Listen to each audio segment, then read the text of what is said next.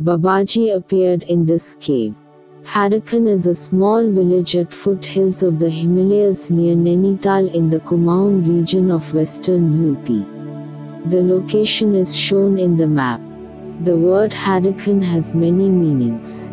It is actually a slang word derived by the local tribes from the original word Hariyakhand, which means the highly sanctified area. Hadakhan also means area where the plant, Hariya, grows, which has many medicinal purposes. Presently, Babaji has named the area as Atal Kshetra Hadakhan Vishwamahadam, meaning eternal holiest place of the universe. Millions of years ago, when all the continents had joined together in the form of an exposed land mass surrounded by water all around, glaciers extended up to the present-day Rajasthan state.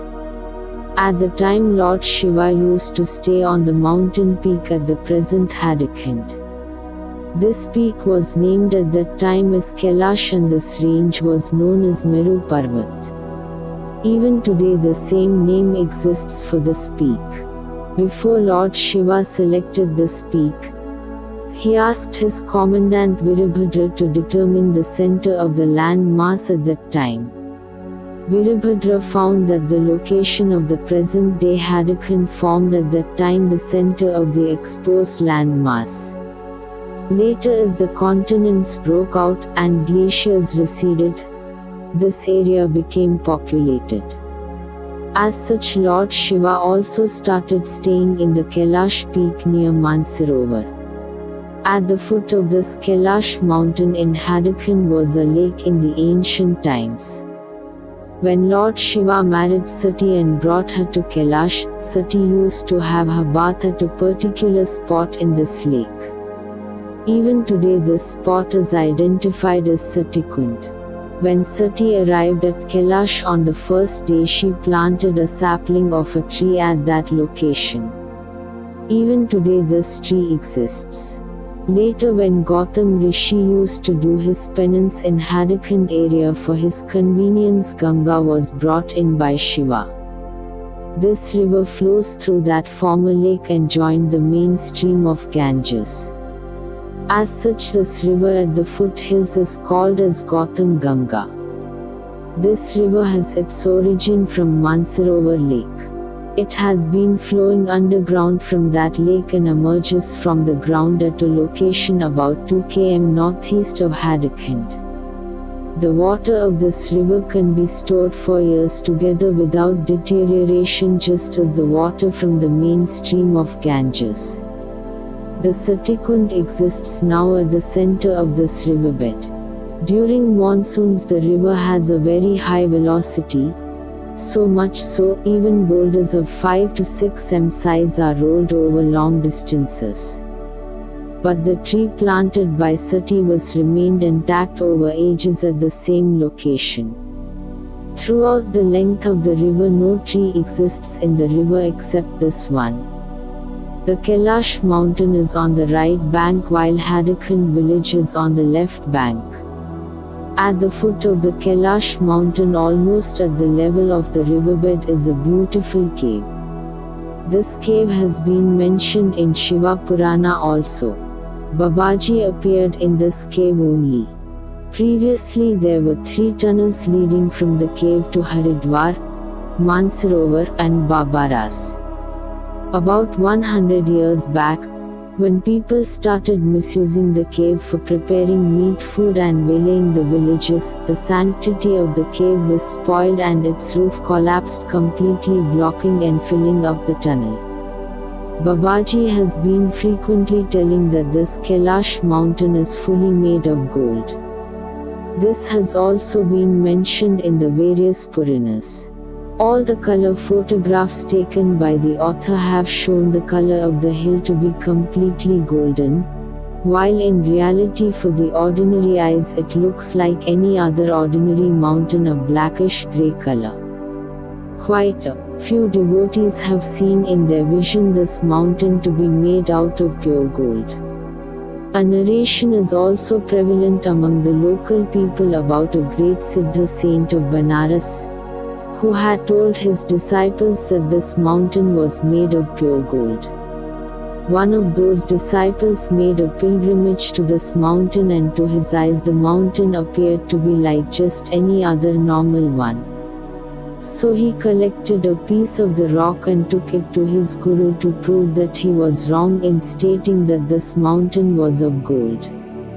But when he reached Banaras and took out the rock piece to show his guru, he was surprised to find that the rock piece to be of pure gold. So he again made the return pilgrimage to put back the rock into the mountain. This mountain has many parijat trees of rare variety. Unlike the normal parijata trees, these ones give only one seed per 1,000 trees. A few villages are existing on this mountain, but on the top 600 m vegetation is very sparse and not even a drop of water is available. Hence nobody lives there.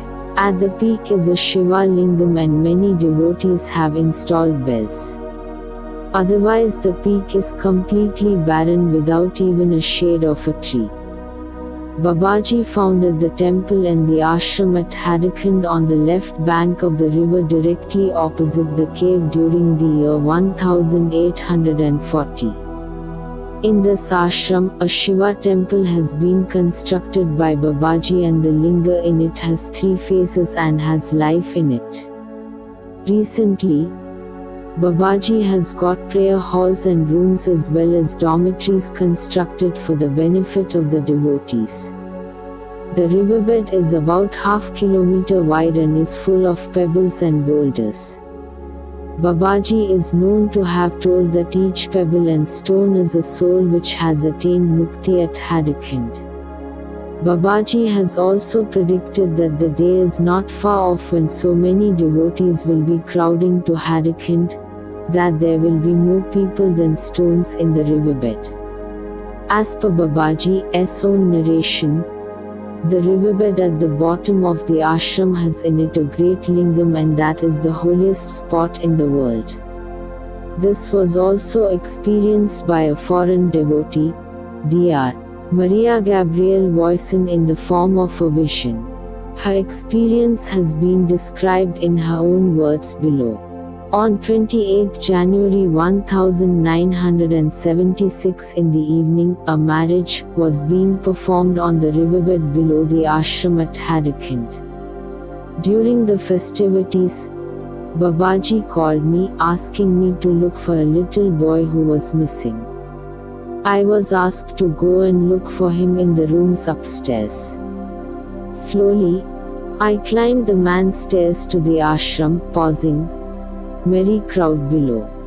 There were hundreds of people assembled around the Havan Kund in the riverbed where the festivities took place, and the sounds of the brass band and voices merged into one great humming and droning which drifted up to me.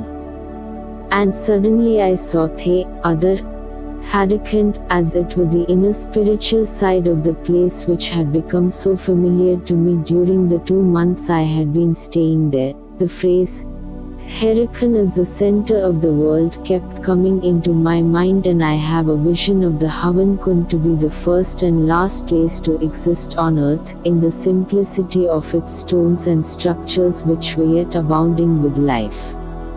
I meanwhile beamed up to the room and found the boy sleeping safe and sound. This is when I had an inner vision relating to Baba Hadakund, Babaji, which was of great intensity in its impact and quite clear. The vision came to me prompted by my mental request that he might reveal himself to me. First I saw many luminous circles radiating out from a central point from the symbol of Om.